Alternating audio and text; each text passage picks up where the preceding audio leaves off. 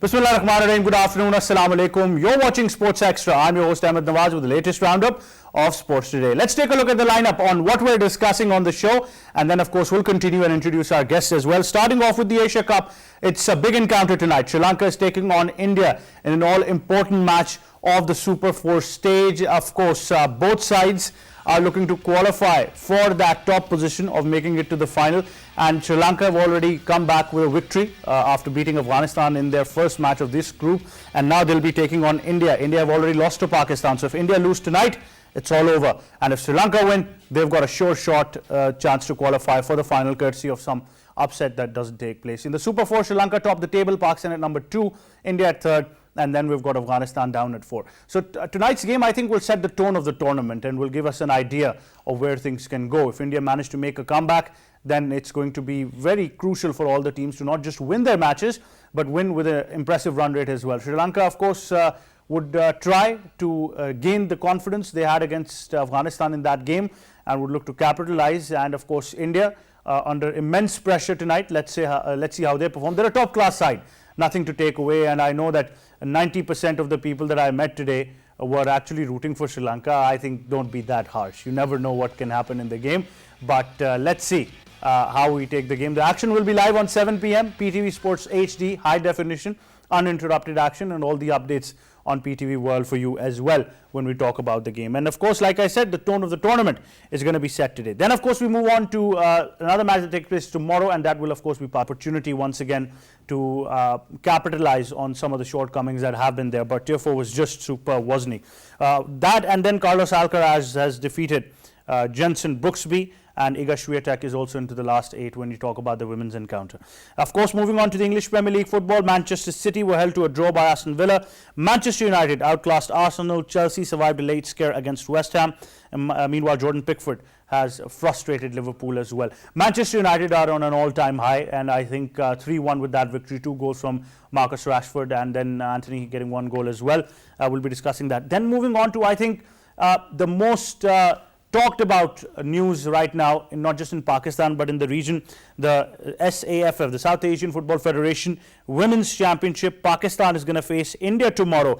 Match will begin at 12:15 p.m. Pakistan will face Bangladesh on the 10th of September. Our girls in green are ready to take on India under the captaincy of their captain, and of course what we want to see from them is spirit. We do not care about the results. I mean, if you imagine the timeline, it's been very difficult, but these girls in green deserve all our appreciation and all our support. I want all of you out there, whether you support football or not, whether you're a fan of football or not, it's Pakistan playing. Support these girls in green. They're wearing your national flag, and Pakistan Football Federation is going to hope for impressive results as well.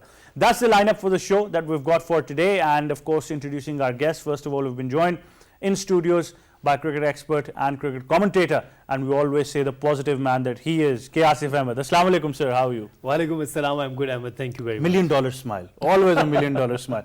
And also joining us on Sports Extra is cricket coach, cricket expert. You see him in various roles in franchises all across Pakistan. I'm very sure in the very near future he's probably going to be a franchise owner as well with the amount of experience he's gained. Sayyid Mohammad Awais, assalamu alaikum, how are you? I'm good, wa alaikum assalam, how are you? I'm very well, great to have you. We three need to be a franchise owner. Why not? I think that will be a match made in heaven, but obviously you know you can't do it without Shirazi Saab, can you? No, he's the boss. No, of course, he's the boss. Yeah, not possible. So CEO is there and appointed for. But gentlemen, tonight's game is very important. Asif, I think we could not shy away from the fact that India's top-class side, the quality is there, the talent is there, intent is there, but they are under pressure.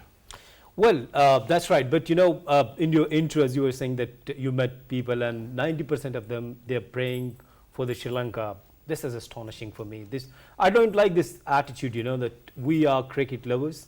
This is cricket. Don't indulge your personal emotions and feelings in sports like cricket, first of all. The second thing is that if you see the record of India against Sri Lanka in T20, they got upper hand, and the way in this Asia Cup, India is playing a slight pressure just because of their captain.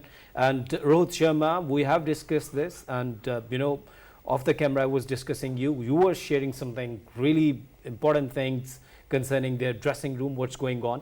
So I think India is in pressure, that's right. But India got plenty of match winners. This is what Sri Lanka don't have actually. And you talk about their captain Rohit Sharma, the way he started against Pakistan, and then of course Rahul.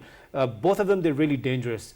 Virat Kohli getting back his momentum, and then that scoring 50s, and his strike rate is 140 overall in Asia Cup. I think it's a good sign for India. Rest their fast bowlers. Of course, when you talk about Bhuvneshwar Kumar and Arshdeep, both of them, they're really good.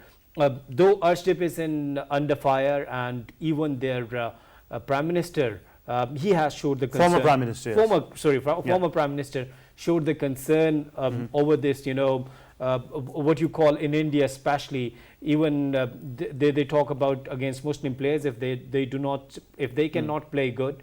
This what happened with Arshdeep. Yes, we understand that he dropped a dolly, but it does not mean that actually he has all the responsibility losing against Pakistan. So it was a big cost, but not all the responsibility. Yeah. So I think Indian team, if you talk about Indian side, I think win probability 75% for India and 25% for Sri Lanka. But toss will be really important for Sri Lanka. Definitely. Avais, your thoughts about tonight's game and the fact that Asif mentioned as well, because we've explored this and we've gauged this from Virat Kohli's perspective as well, that there are certain problems that exist in the Indian dressing room that are not being addressed, that are being suppressed with probably some kind of duct tape, a temporary fireproofing, if you would call it. But obviously it's now transcending onto the performances in the field as well. See, one thing I would say, specifically, I was shocked looking at the venue that, if I'm not wrong, Indian team has not played a single match in Sharjah Stadium for this Asia Cup. And it was a shocking thing for me. I don't know why, because looking at both of the wickets, I was surprised to see the Dubai Sports City having a little bit grass on it, supportive for the fast bowlers, because looking at Sharjah wicket where Pakistan are going to play against Afghanistan, and it won't be an easy task because, Ahmed Bhai, that's a turning track because the ball does not rise even till the knee side, I would say. You have to play with your very soft hands on the front foot every time. So it's a difficult, I would say, not an easy chance even for Pakistan. I would say it would be an interesting match to watch on. But specifically for India, I would say India has done good in this Asia Cup. But one thing has clearly been shown, it's the pressure, what's going on. I don't know, back behind the doors, what's happening on, because remember Virat Kohli, when he was in the press conference, one thing what I loved about Virat Kohli was that at least he's back in the form. He needs to be best what he is known for. But that press conference, remember when he said that no one called me up, and it was just Mahendra Singh Dhoni who actually called me and asked me what's going on. So that's a big thing, I would say, at this time when you're giving this kind of statements over here. Because remember when the Asia Cup was not started, when Virat Kohli was the captain, unfortunately his performance wasn't up to that mark, and everyone started saying one thing, that there's some difference between Virat Kohli and Rohit Sharma. You have got something going on. So you could clearly see that, because I don't know what Indian team is trying to do on, because one thing, if you just watch out the Indian team, they have got a strong bench lineup. They have got Ashwin sitting up over there. Yadav isn't there for them. I know Bumrah, they're missing him in the bowling lineup. They are one of the strongest team. But unfortunately, I don't know, against Pakistan, I would say they were totally a different team. I know the match did go good. The way Rohit Sharma started on a good, I would say, a good technique, because Naseem Shah basically brings the ball in for a right-hand batsman. He was actually cutting him. The swing he was cutting the swing, and he was trying to play aggressive over there. So everything was there, but like even Asif Bhai was mentioning, the real thing, I would say, the drop catch, what had been, it can be with anyone. Remember Hassan Ali, I know many of them, even we criticize him, he's not that performance what Hassan Ali was known for, but you remember that crucial match, what Hassan Ali basically dropped that catch, could have been a match where Pakistan could have won that World Cup for you. So this all things happen on, because you can see even on Virat Kohli, I'll tell you one thing, our viewers need to understand that even sitting up in the studio, we easily say that these guys are youngsters, they're getting cramps. Look at Virat Kohli, he's one of the fittest players, even he got a cramp and he had to leave the definitely. But gentlemen, since time is a luxury that we do not have, just a quick call, Avais, Sri Lanka or India? For me, it would be Sri Lanka. India, and of course I know that Asif is also going with India, and I think I'm going to go with Sri Lanka. But on that note, we'll just go towards a short break. Gentlemen, thank you very much for being on the show. Stay tuned, we'll be right back.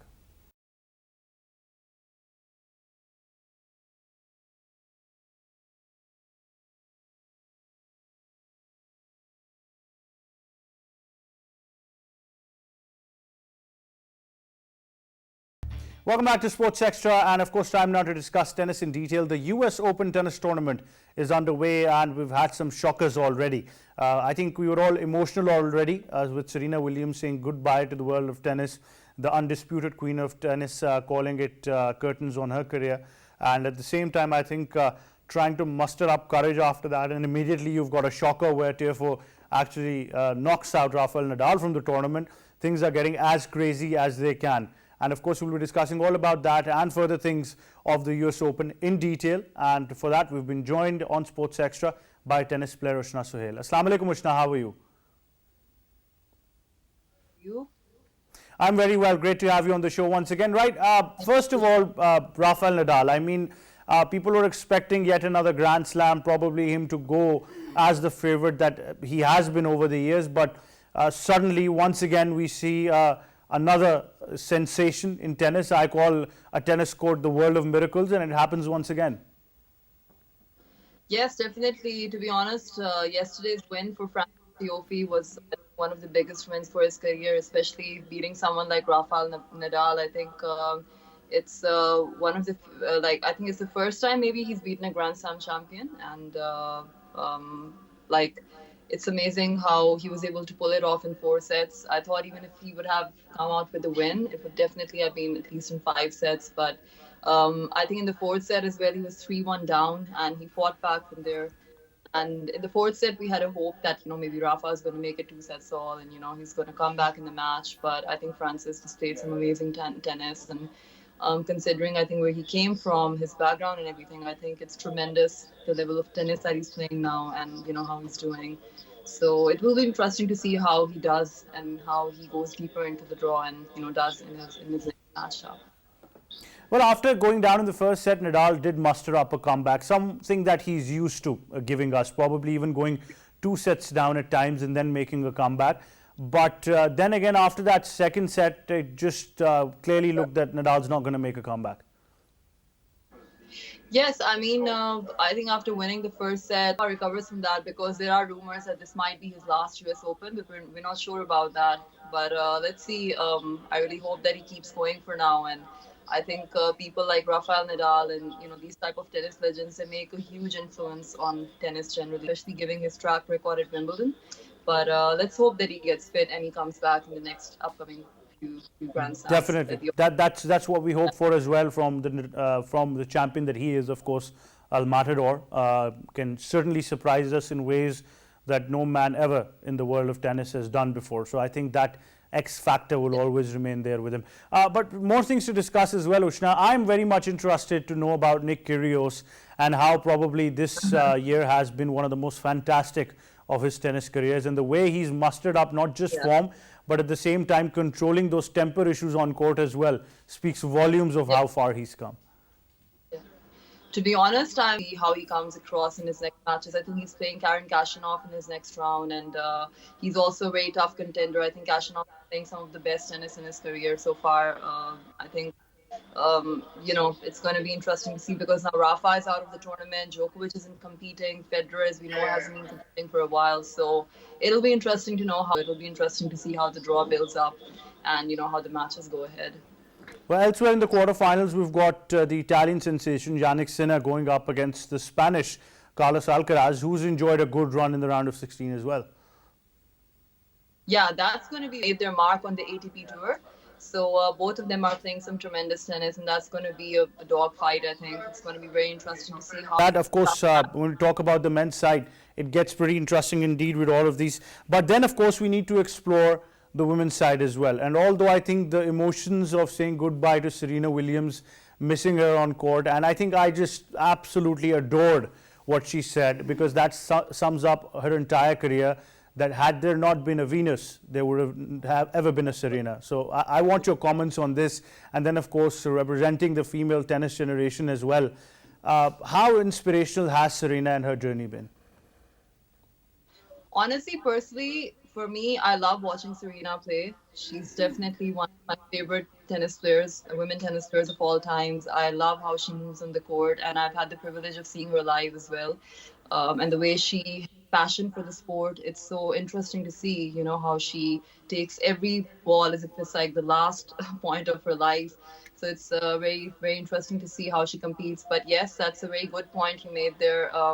If there hadn't been a Venus, it wouldn't be a Serena, that's for sure, because I think Venus has definitely helped Serena, push her to her limit and to basically, have a support sister like that, both sisters playing at a world level.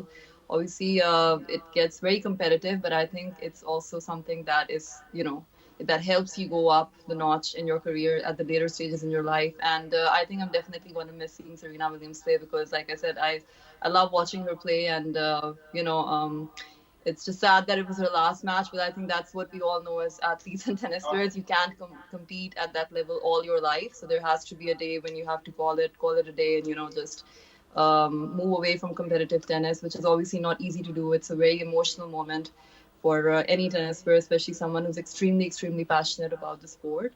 So yeah, and honestly, the way she was playing against Tomljanovic, I think at a certain point, I actually believe she could win the match, but I think Tomljanovic is playing some of the best tennis of her career. Like the way they were striking the ball was just so amazing to see. And I think Tomljanovic has a very good chance to go deeper in the tournament, considering the way she's playing some good tennis right now, and how her mental toughness is at the moment. I think it's incredible. I think you have to give credit to her for how she played, and of course, at the same time, I think it's very sad that Serena is out of tennis, professional tennis. So I'm going to miss her as a passionate tennis player and an athlete.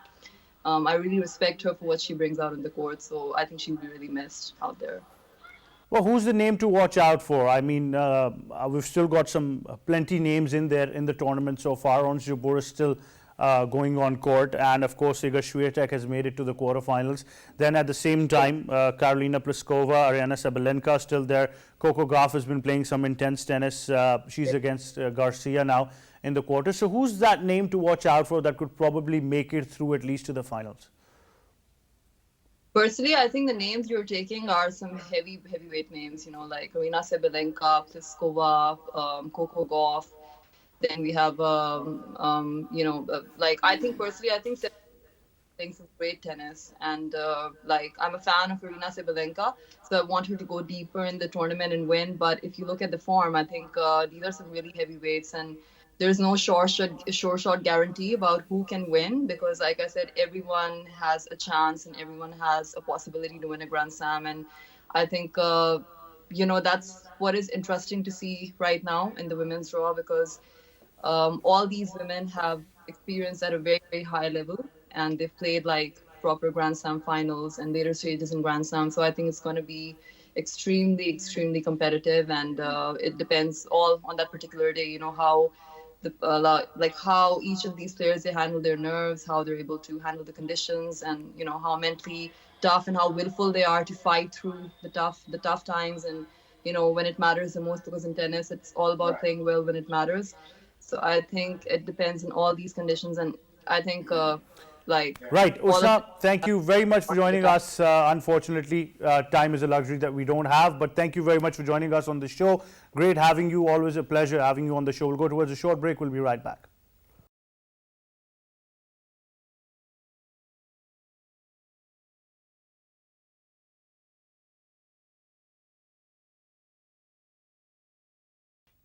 Welcome back to Sports Extra. Time now to discuss football in detail, and we're going to be discussing the English Premier League and then moving on to the SAFF Women's Championship, and we've got big encounters there as well. And to discuss all of our football related updates, we've been joined on Sports Extra by the editor for footballpakistan.com, Mr. Ali Hassan. Assalamu alaikum. How are you, sir?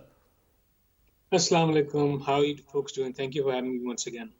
Great to have you once again, and of course a lot to discuss. We've got a report first of all. Let's take a look and then come back.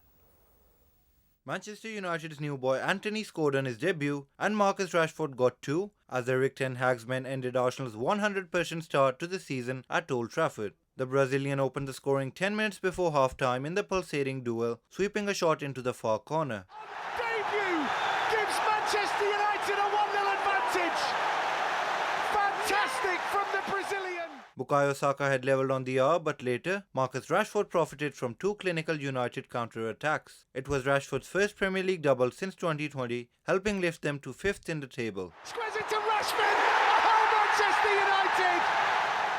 Whereas Erling Haaland scored his 10th goal in 6 Premier League matches as Manchester City drew 1-1 at Aston Villa. The Norwegian tapped home at the back post from Kevin De Bruyne's cross to give City the lead shortly after the half-time break. But Leon Bailey's powerful effort rescued a point for Villa with 16 minutes remaining. Bailey!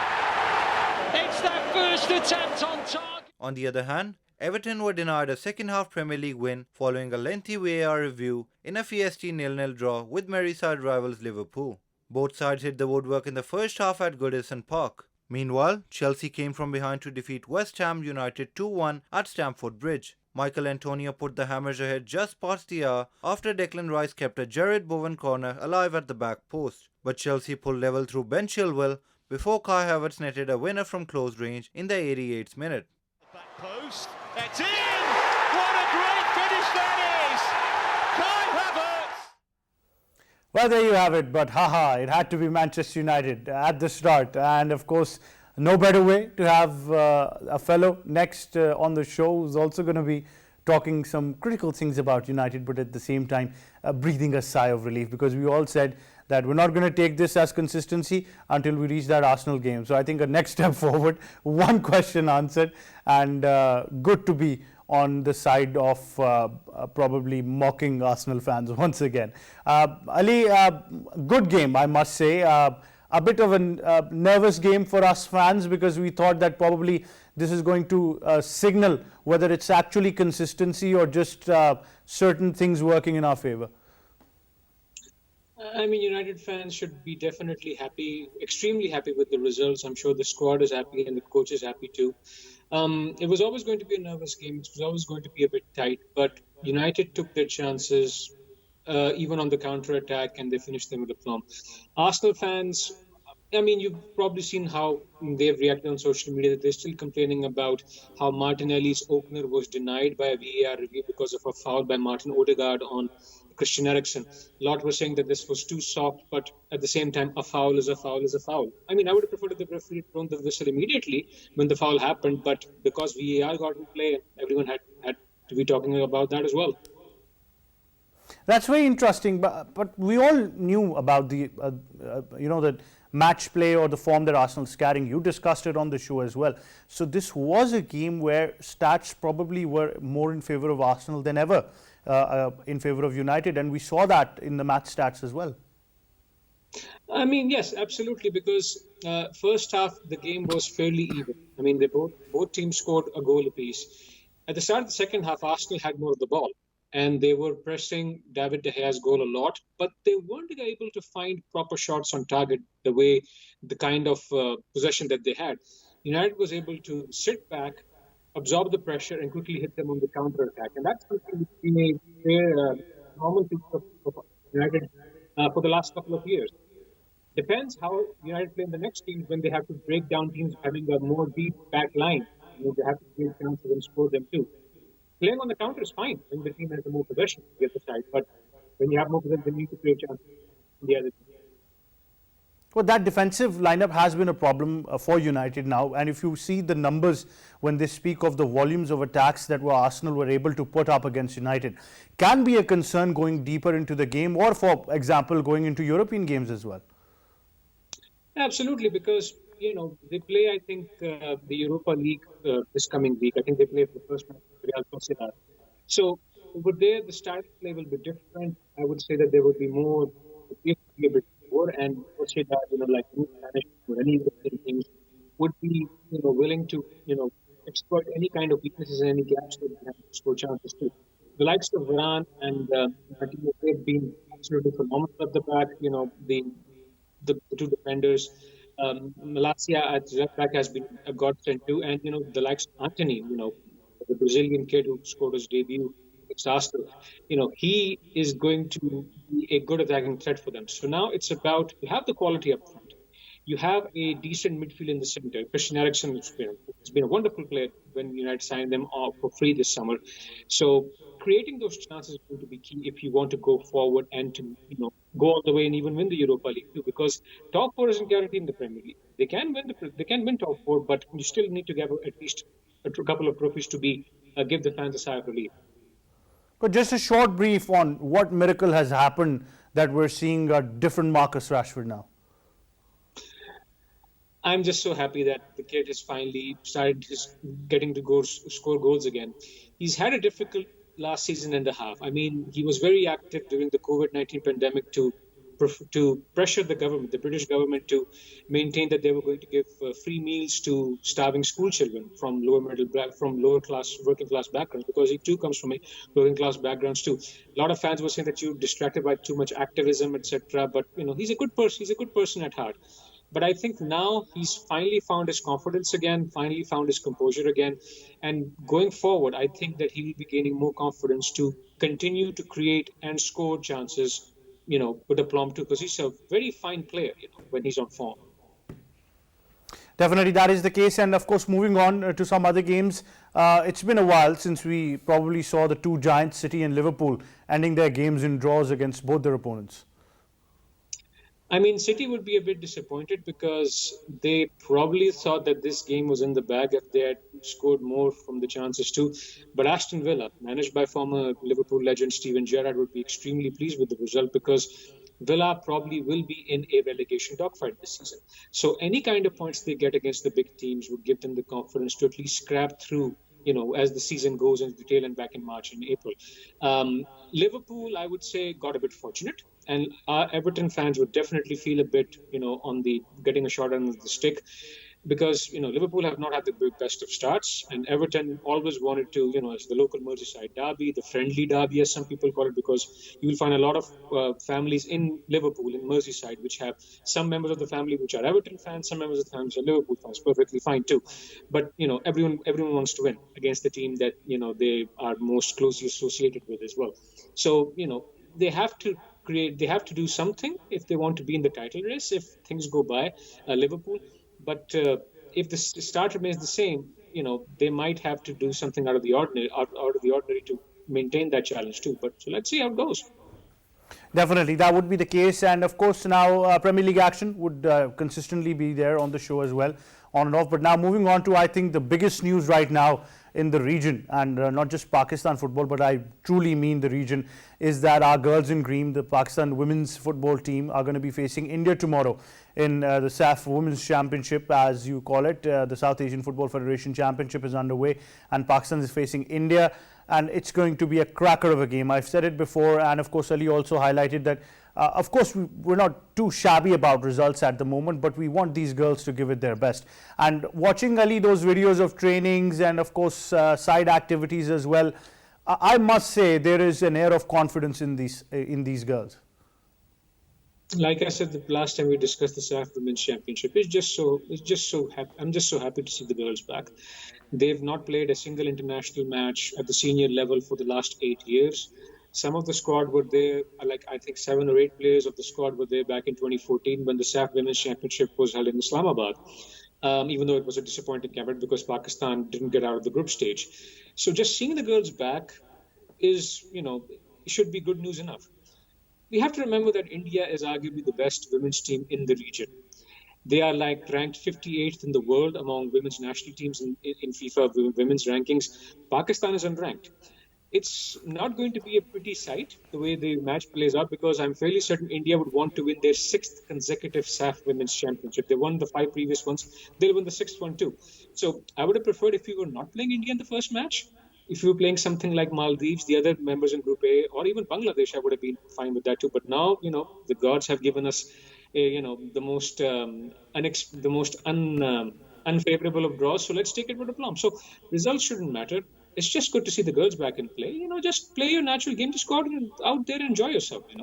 There is no pressure on you. I mean, just getting back in action should be the key right now. What happens after the SAF Championship in terms of development, in terms of league, in terms of recruitment, in terms of friendlies, preparation, etc.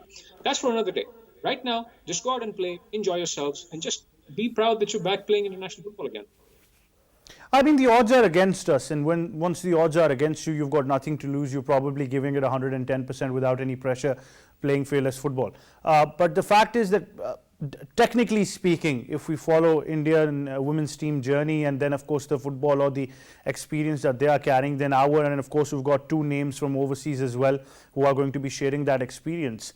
Technically, what can we expect from the game? I would certainly expect India to dominate. They would have more of the possession, they would have more of the ball, they would be pressing Pakistan's defensive line consistently throughout the 90 minutes. I would say that as long as Pakistan captain Maria Jamila Khan, who's a center midfielder, and vice captain Malik Kainu, who plays defensive but can also play in defense as well, if they can, and senior players like Hajra Khan and Saida Mapara, who's the goalkeeper, and Sahar Zaman, who's also a midfielder, if they can give the girls confidence to be on their toes and to stick to the plan which head coach Adil Rizki had been preparing for them for the last couple of weeks during the camp, they can at least have put up a very respectable and a very admirable fight. The young likes of, for example, Soha Hirani, she is the player to watch out for. She was the best player of the 2019-2020 National Women's Championship from Karachi, and now she's at Karachi City FC. And of course, the other player to look out for is Nadia Khan, who's from England, and she plays for Doncaster Rovers Bells. So the attacking talent is there. It's just about maintaining that you can at least slow the tempo down a bit and try to not give India too much space in the midfield. That would be the key too. But like I said, any kind of result is fine for us. It's just good to see the girls back in action again. But the fact is that if you're playing against an opposition that you know is going to dominate possession, that you know is going to be pressing, then probably the only way is to strengthen that defensive lineup and then wait for that probably one opening where you could just convert something. Yeah, absolutely. When you're chasing the ball, when the team has the more possession, you have to run extremely well too. You have to constantly be on your toes. You have to constantly press down the other team and to deny them the space to dominate and create chances in the final third. So I hope the girls have been trained and they have the confidence to at least keep pressing and not give any kind of respite to the Indian team despite India's quality out there. So if they can find any kind of opportunity on the break, and if Soha and Nadia and Hajra can run back and at least press the Indian defensive line, who might be a bit more forward or might be pressing up a bit, things can happen. Miracles can happen, but at the same time we have to be realistic too. Well, the next game they go against Bangladesh. So what are our expectations there with the level of football that Bangladesh would be playing against us? I mean, Bangladesh is also one of the better teams in SAF region. They're not as good as India, that's for sure. They're ranked, I think, in the 130 or 140 at the moment. The second best team in SAF is Nepal, and the host Nepal, they play in Group B. So I would say I would still expect Bangladesh to have more dominance and possession, but at least they won't be as pressing in terms of how much they create chances and how much they keep consistent pressure on the Pakistani defense as India would. But I think Pakistan has the best chance to getting any kind of result in the final group game against the Maldives. So like I said, Pakistan will be facing a baptism of fire against India. They'll take that experience against Bangladesh and try to, at least learn the lessons they might face from India and take it to Bangladesh. And in the final game against Maldives, they will definitely be up for a win. I can tell you that. Well, we can tone it down as much as we want, Ali, but it's a Pakistan-India game. It's going to be like that traditionally for us. I mean, sure. I mean, of course, the historical and the political and the socio-economic aspects of India and Pakistan's rivalries are bound to be there. But at the same time, we have to remember, in cricket at least, we can at least go toe-to-toe with them. In other sports, India has a market advantage. You can certainly talk about the emotions. You can certainly talk about the passion and the jazba and the daleri, what might be at play here. But you have to admit the quality that they have. I mean, no disrespect to any of the people who might be egging on to this. It's like, India versus Pakistan in the SAF Women's Championship would not be too dissimilar to the Asia Cup T20 when Pakistan faced Hong Kong. I mean, you have to admit, India has got the quality. They're expected to win. And they will be up for a win too. We have to admit, the emotions will be there, the passion will be there, but quality matters. How you train, how you prepare, what kind of players you have, what kind of tactics you have, they are going to decide a game of football. Miracles can happen, but at the same time, we have to be realistic as well. So, I mean, like I said, I've been following Pakistani football for the last 19, 20 years, and I have a high opinion on how women's football in Pakistan can actually take off. But we have to admit there are certain shortcomings.